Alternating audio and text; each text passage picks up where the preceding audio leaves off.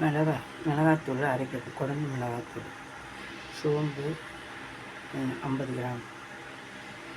தேவையான அளவு மஞ்சள், கடுகு ஒரு 50 கிராம், கடலைப்பருப்பு ஒரு 100, வெந்தயம் 25 கிராம், துவரம்பருப்பு 100 கிராம்,